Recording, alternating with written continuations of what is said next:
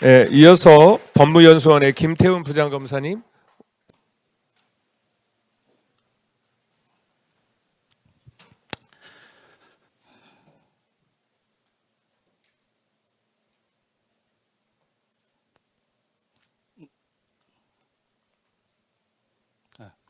네, 저도 지금 타이머 해놓고 20분 내에 마무리하도록 하겠습니다.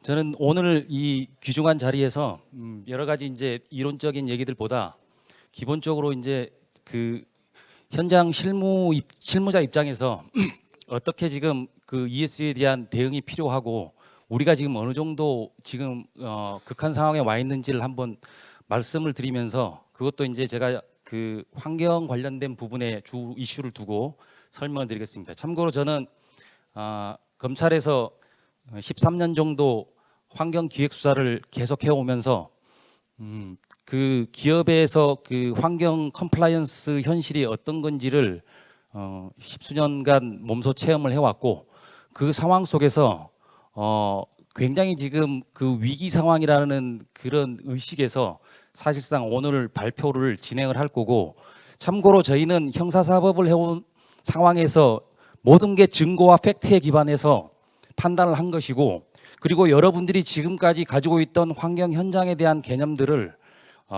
일단은 내가 없는 게 아니라 보지 못했을 뿐이다라는 것들에 대한 공감대를 가지게 하는 게 제 발표의 사실은 큰 목적입니다. 그래야지만이 제대로 된 현장 진단이 나올 것이라고 판단하기 때문입니다. 일단 공급망 실사지침 이 부분은 이론적인 부분은 시간 관계상 여러분들한테 다 패스를 하고, 저 쉽게 말하면 ESG를 규범화한 겁니다. ESG를 다 지키는데 본사만 하지 말고 업스트림, 다운스트림 모든 관련된 밸류 체인과 관련해서 모두 다 강화하겠다는 거고, 저 부분들이 실제로 이제 뭐 몇 개 대상 기업부터 해가지고 쭉 이렇게 나옵니다만, 저것도 하나의 지금 일응의 기준일 뿐이지 앞으로 저거 충분히 강화되면서 변할 거예요.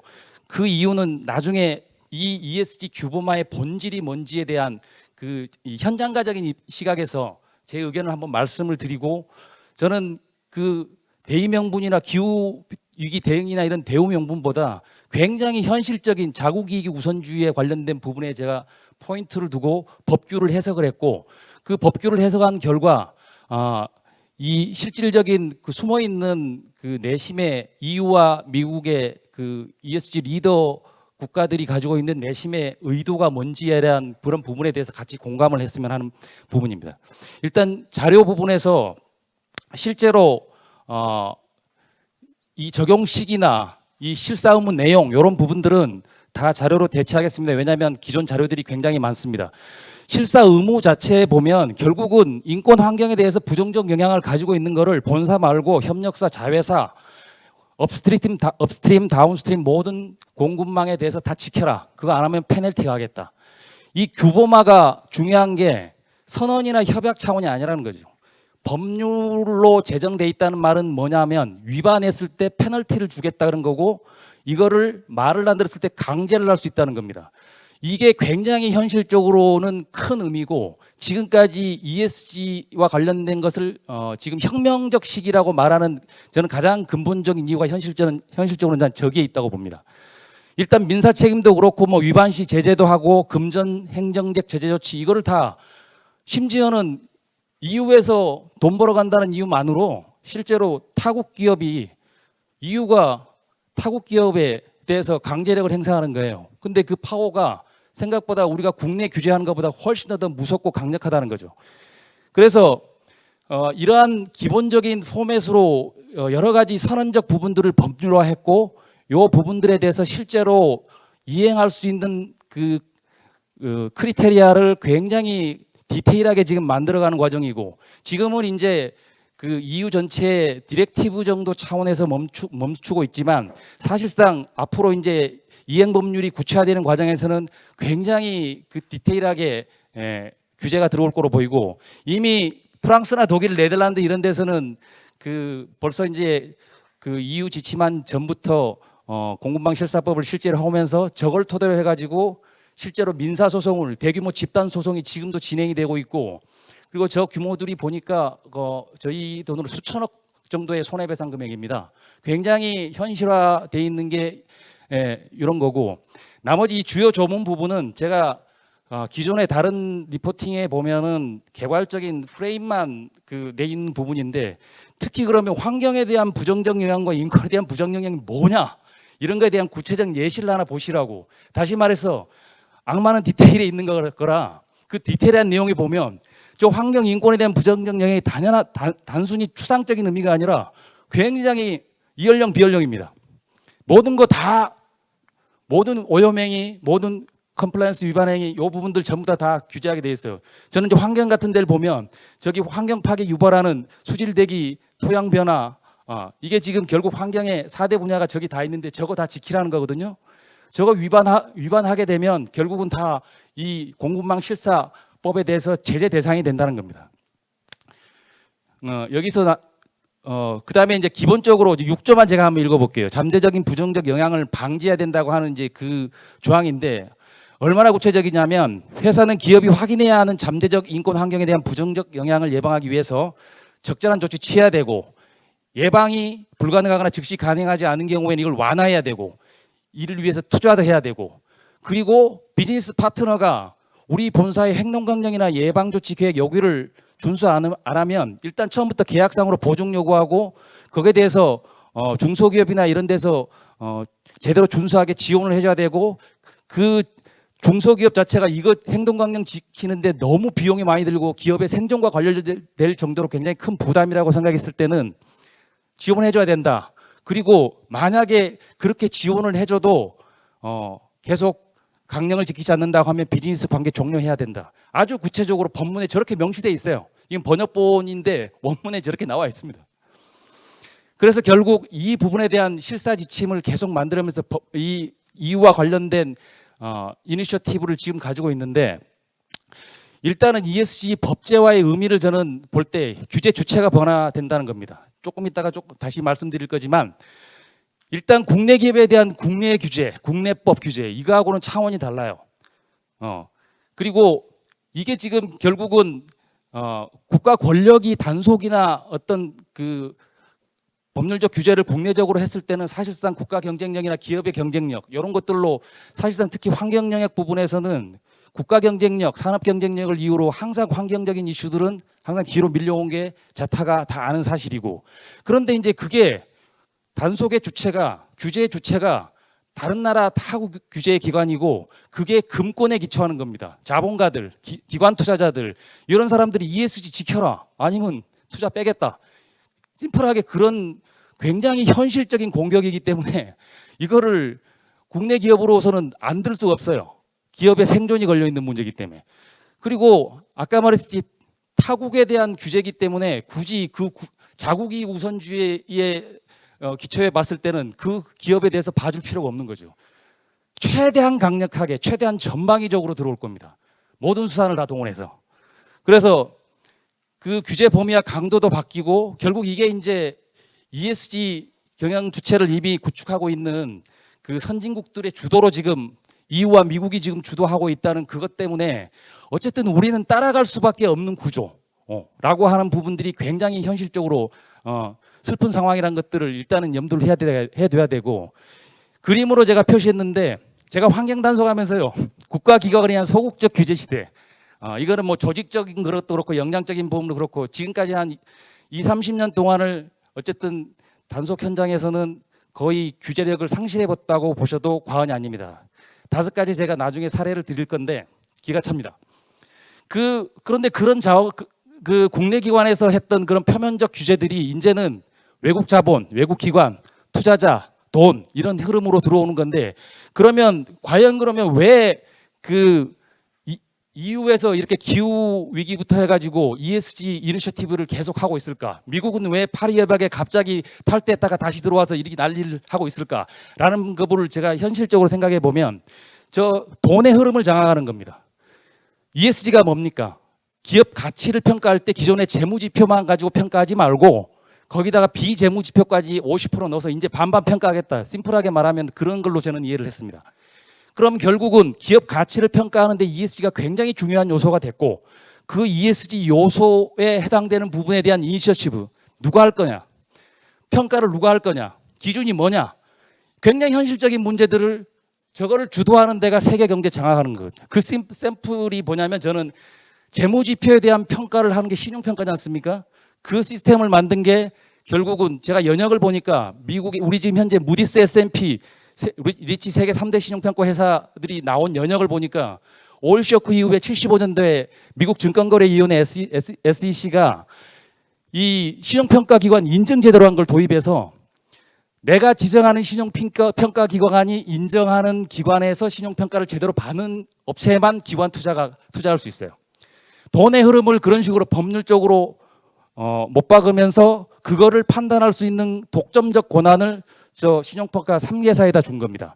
그러면서 무디스하고 S&P는 SEC의 보호 아래 국제 자본시장에서 독점적인 기업 평가라는 그 권한을 행사하게 되고 그게 이제 제너럴하게 일반화돼서 우리나라 신용평가 기관들이 백날 떠들어봤자 S&P나 무디스에서 인정 안 해주면 의미가 없는 거예요. 이 국제적인 흐름이라는 게 그 글로벌 가치평가의 흐름이라는 것들이 결국 글로벌 헤게모니를 저는 장악했다고 생각합니다. 그 연장선상에서 바로 이제 ESG 자본주의라고 제가 명명을 시켰는데 쉽게 그냥 설명드리기 위해서 저거는 결국은 아까 말한 기업 가치를 평가하는 기준을 ESG로 가지고 가면서 나머지 평가의 2분의 1에 대한 해당되는 ESG에 대한 그 이니셔티브를 누가 할 것이냐라고 하는 건데 결국은 두 가지 면에서 기후 위기하고 기업의 사회적 책임이라고 하는 CSR하고 이 부분에서 처음에 기후 위기 부분에 보면 파리 협약이 있고 이거를 법제화된 게 EU ETS 제도하고 탄소세 제도인데 저걸 하다 보니까 EU만 규제가 너무 많으니까 탄소 리키지가 발생하고 그래서 탄소 국경 조정 제도라는 걸 만들어서 다시 회귀시키려고 하는 거고 ESG 부분에서도 보면 윤리 경영이라고 하는 그 CSR 이 부분이 지속 가능 경영이라는 개념으로 갔다가 이게 결국 이제 이런 공급망 실사법 같은 ESG 관련 법령으로 구체화되는 건데 결국 이것도 ESG 관련 법령들을 원체는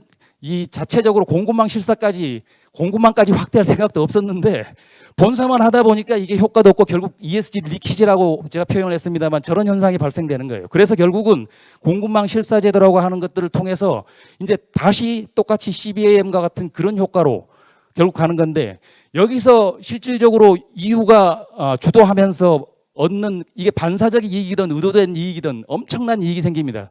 첫 번째로 기업 가치에 대한 평가 기준을 결국 옛날 미국이 가져왔던 그런 독점적 지위를 같이 나누겠다는 겁니다. 그 다음에 또 하나는 요걸로 위반 행위로 인해서 각종 페널티를 하면서 경제적 이익을 돈으로 회수를 하는 겁니다. 벌금 제도, 그 다음에 시정명령 제도. 그래서 굉장한 큰 국제무역의 주도권을 기후위기나 ESG 경영이라는 이런 굉장한 거스를 수 없는 대의 명분을 무장해서 법률로 강제한다는 그런 의미이기 때문에 이 부분은 생각보다 굉장히 어쨌든 저는 의도성이 굉장히 있다고 봅니다. 그래서 결국은 ESG 법제의 핵심은 평가 기준을 누가 리딩할 것이냐, 그 다음에 그거에 평가한 게 맞는지 틀린지 누가 검증할 것이냐라고 하는 건데 그 이니셔티브라고 생각합니다. 먼저 평가 기준 이니셔티브는 무엇을 ESG 성과로 보고 어떤 항목을 어떻게 측정 보고할 것인가 이런 부분들이 기존에 UN부터 EU 계속 들어왔습니다만 결국 지금까지 계속 그 혼란스러운 상태에서 거의 한 그 수백 개 정도의 크리테리아들이 난립이 돼 있는 상황이고 지금은 이제 여러 가지 이제 통합 움직임. 근데 그 통합 움직임이 결국 EU하고 미국이 같이 그냥 우리가 맞는 걸로 하자라고 하는 상황으로 제가 지금 가는 걸로 제가 알고 있습니다. 그 다음에 검증 실행 권한. 이게 저는 훨씬 더 중요하다고 보는데요. 측정 보고된 ESG 성과의 진실성. 그러니까 각 자국마다 이제 제3국에서 우리는 ESG 성과가 이렇습니다, 저렇습니다 해가지고 각종 평가기관한테 평가를 받아 제출할 겁니다. 그런데 좋습니다. 그게 보고가 맞는지 없는지, 여기 허위 데이터 없어?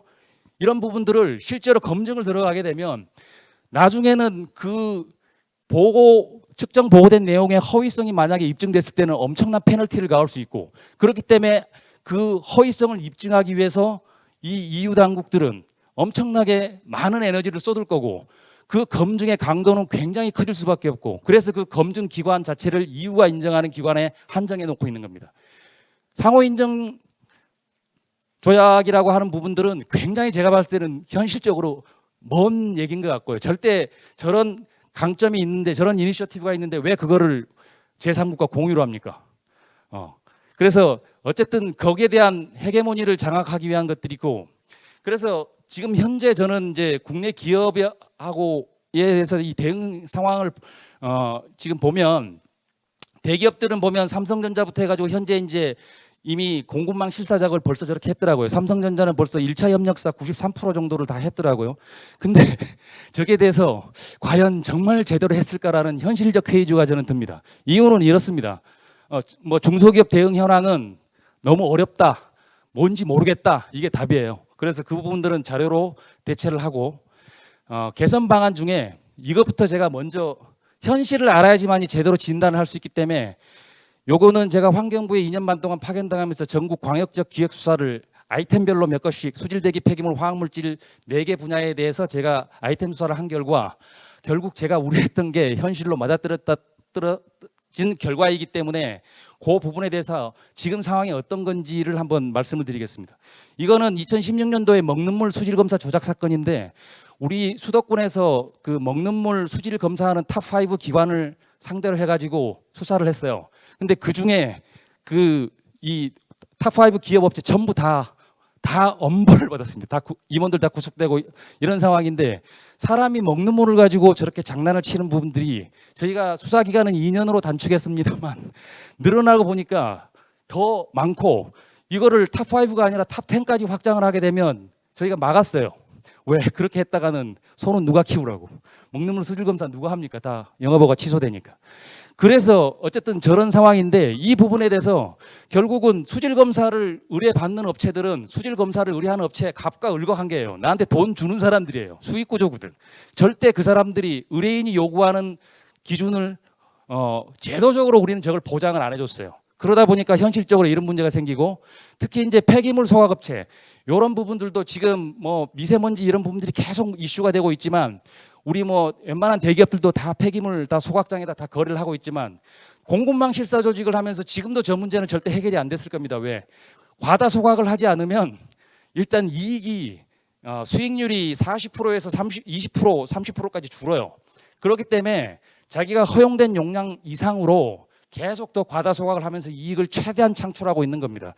그래서 이 부분에 대해서 실질적으로 웬만한 여기도 이제 소각업체들이 너무 다 걸려가지고 여기도 범위를 줄일 수밖에 없었고 이 부분은 케미칼 관련된 건데 가습기 살균제 주요 원료 물질인 PHMG 관련해서 저게 도대체 왜 저런 불법 상황이 나왔을까라는 걸 추적 수사를 해보는데 단서가 그겁니다. 저게 이제 빙산의 일각으로 제가 지금 표시를 해놓은 건데 처음에 화학물질관리법이 개정이 되면서 이 실질적인 그 제대로 된 신고 업체가 딱 한 군데 있었어요. 나머지 밑에 30개가 넘는 업체들, 저 빙산에 밑에 있던 업체들은 배출량 보고할 때 다 허위 보고한 거예요. 국가에 보고할 때. 그래서 저 중간 그 도매상을 기준으로 해가지고 위로 아래로 수사를 같이 하다 보니까 무허가 제조업체가 무려 3개나 나왔고 거기서 1차, 2차, 3차 거래 구조까지 가서 저 마지막 저 무허가 사용업체 중에는 여러분들이 잘 아는 유사한 대기업들이 상당수 있습니다. 그러니까 결국은 가습기 살균제가 저 정도로 심각한 물질인데 저게 무허가로 지하에서 저렇게 유통되고 있는 부분에 대해서 저 업체가 만약에 없었으면 역시도 또 없는 걸로 아주 잘하고 있는 걸로 생각될 겁니다. 그 다음에 이 부분은 폐기물 불법 매립 사건인데 익산에 있는 하나의 업체 중에 석산을 개발하고 나서 이제 흙으로 메꿔야 되는데 폐기물로 메꾼 사건이에요.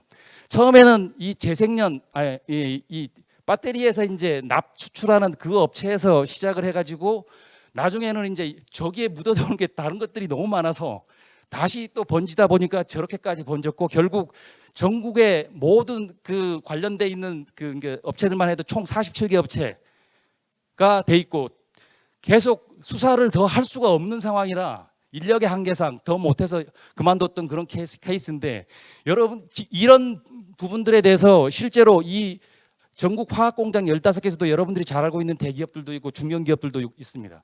그런데 그 사람들이 지금도 과연 저거를 제대로 지금 체킹하고 있을까라는 부분에서 요거를 마지막으로 드릴게요. 최근에 2021년도까지 환경부 중앙수사단에서 대기 측정 조작 사건 이 부분은 사실상 뭐 크게 언론화되지 않아서 여러분들이 잘 모르실 수도 있습니다만 이게 대기 측정 자료들을 전부 다 그 허위로 조작을 해서 그거를 토대로 해가지고 기본 배출 부과금이라는 그 부담을 면하고 녹색 기업으로 계속 수십 년 동안 해왔던 그 기업들이 이번에 적발이 된 거거든요. 저게 21년 최근입니다. 근데 여기 보세요. 그 여러분들이 저는 본 게 저기 얼마나 그 빼박 증거가 많냐면 저 카톡 메시지가 압수수색 통해서 발견이 됐어요. 메일로 보내주신 날짜와 농도 만들어 보내드리면 되나요? 성적서 메일로 보내드립니다. 그 다음에 탄화수소 성적서 발행은 50 언더로 맞춰주세요. 대기업 과장 차장님이 메신저로 우리 기준은 이걸로 맞춰줘. 저게 버젓이 저렇게 그래서 근데 그 이와 관련된 기업들이 5개 대기업 포함해서 235개 사업장이 다 적발이 저렇게 된 겁니다. 엄청난 데이터 조작이 현장에 있는데 참고로 저희는 우리나라에서는 뭐 올바로 시스템이건 물바로 시스템 모든 전산화되어 있는 이런 그 보고 시스템들이 허위 보고를 냈을 때 과태료 1,000만 원이 최상의 페널티입니다. 형사처벌이 없어요. 올바로 시스템조차도 2015년도에 어떤 로비를 했는지 그것조차도 형사처벌에서 제외시켜버렸어요. 그러니까 이 부분에 대해서 로 데이터의 진실성이 확보되지 않는 상황들을 기업들은 너무나 잘 알고 있고 이걸 허위 보고를 해도 한 번도 적발된 적이 없어요. 저런 기획 수사를 하지 않는 한. 그런데 아까 말씀드렸다시피 이런 상황들에서 어떤 효과가 나왔냐면 모 대기업 화학 공장 같은 경우에는 대표이사가 직접 90도로 이 사과를 하더라고요. 대국민 사과를 하면서 관련 사업 부문을 다 도려냈다고 폐지시켰어요. 기업으로서는 엄청난 손실이죠. 그런데 최고 경영진 입장에 봤을 때만 저 팩트를 알았으면 저 몇 개 조작 기본 배출 부과금 좀 아끼려고 저런 행위를 했을까요? 20년 전에는 그럴 수 있어요. 매출액 비해 비용이 클 수 있으니까. 그러나 지금은 리스크가 훨씬 더 큽니다. 무역 규제까지 당할 수 있는 거예요. 그래서 저기 도려내겠다고 하는 극단적 처방을 할 수밖에 없었던 거고. 근데 문제는 아까 말씀드렸다시피 지금의 최고 경영진이 원하지 않는 행위들을 밑에서는 그동안에 그럼 보고를 어떻게 했을까요? 제대로 했을까요? ESG 관련된 부분에서 현장 실사 대응 만들라고 위원회도 만들고 다 했지만 그 기반이 되는 데이터들이 있지 않습니까? 그거 누가 검증했습니까? 저는 여기에 가장 큰 맹점이 있다고 봅니다. 그래서 여기 앞으로도 저는 그런 부분에 대한 그 현실적인 어떤 그 솔루션을 제공하는 게 또 우리 학회에서 굉장히 또 중요한 과제 중에 하나로 생각해야 되는 사람이라고 생각하고 결국은 그래서 데이터 수집 시스템과 인프라를 제대로 구축을 해서 본사뿐만이 아니라 협력업체도 제대로 구축하게 만들고 제일 큰 거는 두 번째로 큰 거는 이 기업 그 주요 의사결정권자가 지속가능성 관련 전문 역량 보유해야 됩니다. 공부 좀 하세요, 제발. 정말 근데 이거는 좀 내가 좀 건망지는 얘기일 수도 있습니다만 안타까운 생각이 드는 거는 아까 말씀드렸다시피 이 보고서 자체가 나오고 있는 로 데이터에 대한 진실성부터 먼저 의심을 하지 않는 한 그 다음부터 허위 데이터에 기반한 모든 정책들은 나중에 있잖아요. 지금까지 20, 30년 동안까지는 국내 규제에서는 다 벗어나왔어요. 왜? 단속기간이 전국에도 특사경이 1,000명이 잠깐 넘습니다. 지금은 그것도 지자체 선거제 되고 나서 단속기간 다 포기했어요. 그래서 사실상 단속 규제 기능이 없다고 보시면 돼요. 그거를 20, 30년 해왔기 때문에 기업들한테는 불법을 해야 될 이익들이 준법의 이익보다 훨씬 더 커요. 그래서 경제적인 이유로 그거를 회복할 수 있는 수단이 없는 한 절대 이 균형추가 다시 돌아오지 않을 거로 저는 확신합니다. 그런데 그거는 우리 국내적인 상황이었고 이제는 외국에서 들어온다니까요. 그 외국에서 들어오는 거는 국내 단속기관이 적발하게 되면 별로 이득이 없어요. 안 해도 돼요. 냉정하게 얘기해서. 그러나 외국에서는 그거 적발하면 돈이잖아요. 국익이잖아요.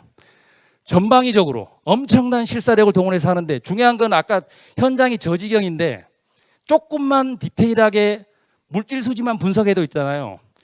저도 몇 가지 수사 단서 중에 수사력의 한 100분의 1 정도만 저기 쏟으면 여기 니네들 허위 보고했네. 저는 입증할 수 있습니다. 그 정도로 굉장히 심각한 상황인데 왜 근데 오너들은 모를까요? 왜 경영진들은 모를까요? 현장의 괴리라고 저는 생각합니다.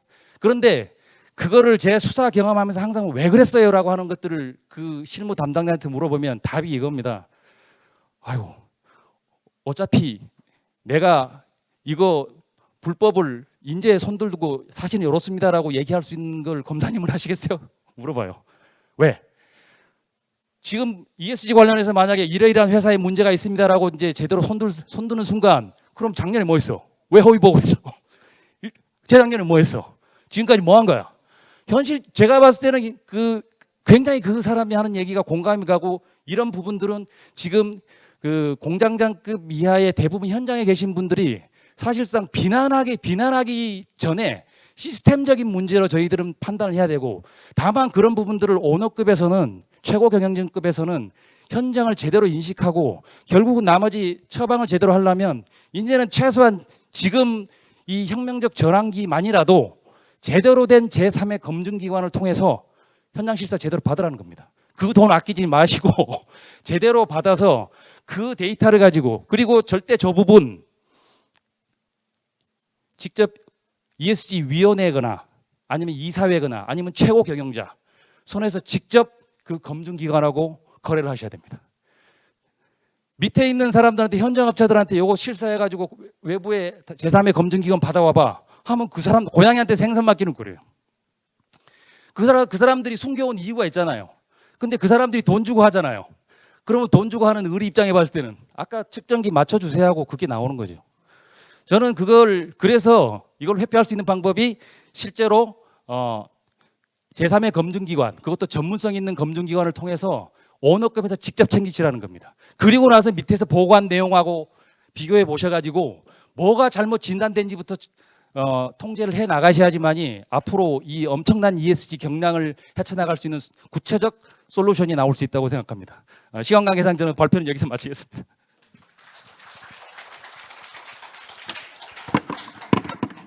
김태훈 부장님 고맙습니다. 박수 한번 다시 부탁드리겠습니다. 네.